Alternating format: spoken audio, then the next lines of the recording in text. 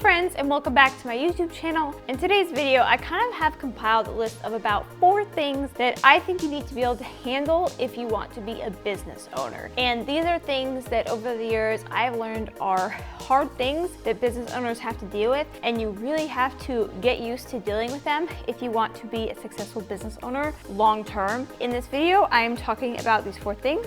And so number 1 is going to be stress. So something I've heard about and experienced as a business owner is that as business owners, we have to handle a certain amount of stress that most people can't handle. But if you can learn to overcome this amount of stress and find ways to cope with it, then you can get over many common business stresses and hassles. Now, I will say this takes a lot of practice and a lot of patience to learn how to overcome stress. To be honest, for me, I found that certain things cause me stress in my business, but normally what's actually causing me stress is like one task that for some reason I'm just not wanting to do. And I could actually alleviate the stress if I just get that one task done first or sooner than later. That way it's behind me and I don't have to worry about it and I can move on to other things. I think that for me, that's one of the biggest stressors. Like as a wedding photographer, you're oftentimes stressed about like, oh, what if something happens? What if you get a flat tire on the way to the wedding or whatever?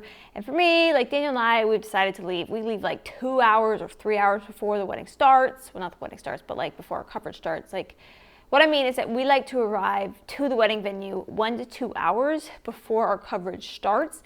That way, if we run into any issues along the way, like car issues or any other issues, we have time to deal with it and still get to the wedding day by the time our coverage is supposed to start. To be honest, this normally means an 8-hour wedding day actually turns into, I would say, about a 12-hour wedding day of like being like more present at the venue.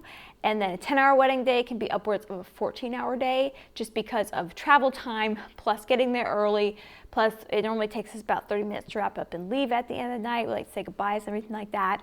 And then I normally spend a few hours once I get home backing up. To be honest, some 8-hour wedding days can actually feel like 16 hours of straight work. And I think a lot of people don't realize that in this industry, that they're paying us for 8 hours of coverage, but really we are working anywhere from 12 to 16 hours within one 24-hour period to make their wedding day turn out amazing, photo-wise. So within your business, if you can learn ways to deal with stress, then you can learn ways to overcome the stress and get over that. And most of the time, again, it's just doing those tasks that cause you stress first, and then you can put it aside type of thing.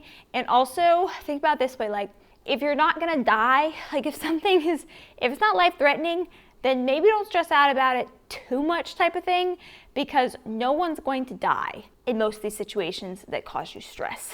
Take a chill pill for some of these extra things that cause you stress, and I'm telling this to me too, because some things cause me to be super stressed, and I really don't need to be that stressed, but it's just this business owner stress problem that I have that I am learning how to cope with. So if you can learn how to handle this in a good, healthy way, then that can already help you to become a more successful business owner faster. Number 2 is fear. One of the biggest things that business owners face is the fear of failure within their business. They are so afraid of trying new things, taking risks to do that new thing, because they are afraid that it's just gonna fail and it's gonna flunk. If you can dump this fear of failure in the trash, then you can accomplish a lot more things in your business than otherwise you could have. For me, it can be if I don't book that wedding couple on a consult, then I can feel like I have failed type of thing, but I then have to remind myself that even if they didn't book me for some reason, normally it's not actually something on my end that I can control, which is really hard to think about because with Zoom calls,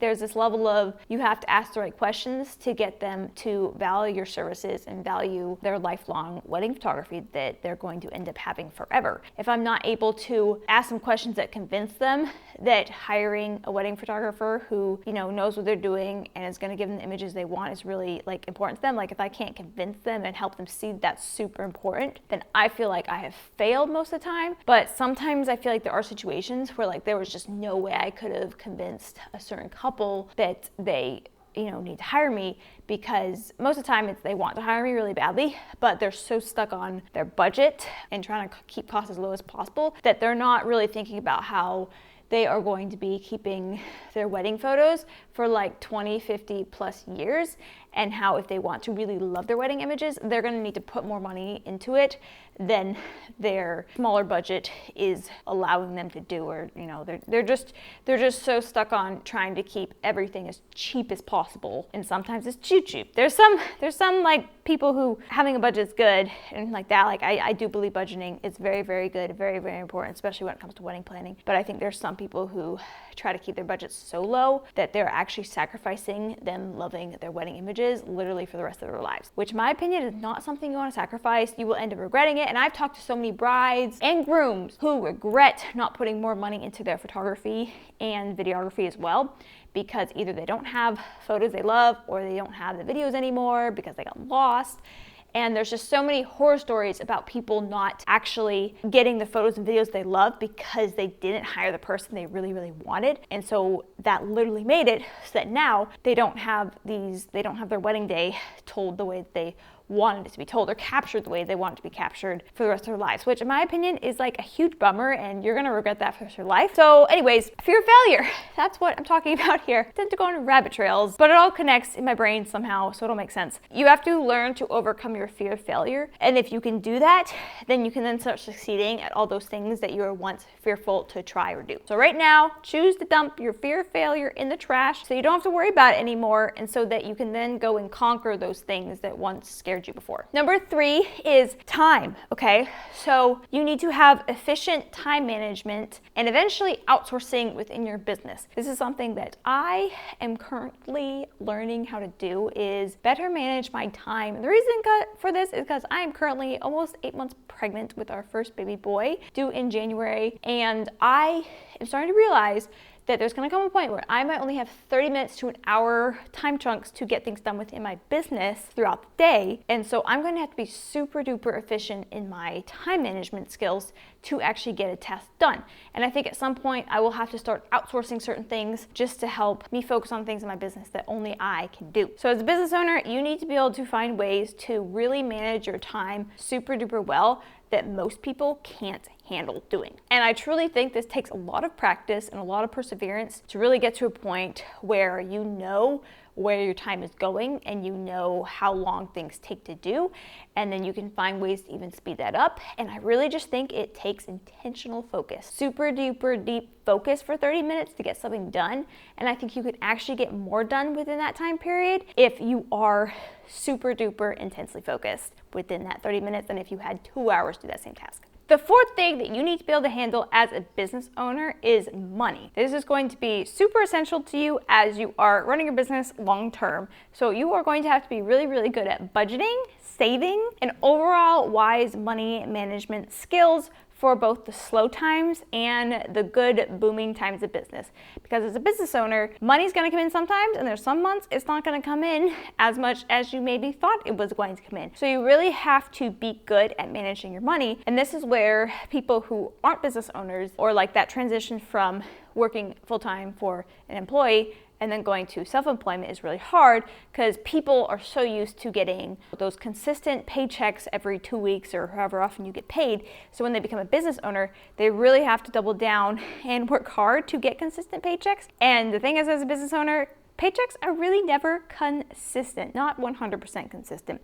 So you have to get really good at managing your money to get you through both the slow times and the good times. And to get through the good times, you have to be really good at setting aside money and saving it for the slow times. So just because you have a really good month where you make a lot of money, you have to then save that, because you might then have 2 or 3 slow months coming up soon that you need to plan for. And I'm going to be honest, I only worked for a full-time employer for about 7 months after I graduated college. So I had a little bit of taste of that consistent paycheck for about 7 months. But after that, I just started working on my own business. For the past 3 years, I've been in a place where I haven't had that feeling of having consistent paychecks like every month. And finally this year, I'm just starting to get to a point where I'm actually able to pay myself a little more, where I'm actually seeing that having this business is like helping me and my family, which is amazing to have finally reached that point. But because I wasn't used to getting a consistent paycheck for a solid year or 2 or more before I started my business, it actually helped me have an easier